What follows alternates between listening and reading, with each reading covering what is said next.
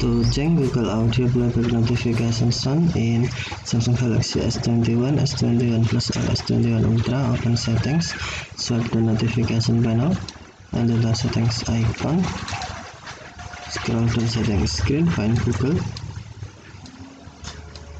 and then the Google services. Scroll down screen, tap settings for Google Ads, and then tap search assistant and voice.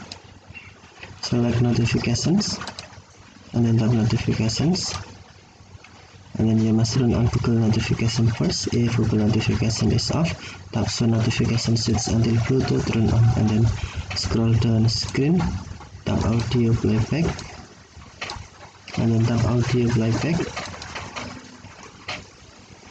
Select sound, and then you can select sound you want to use. For example,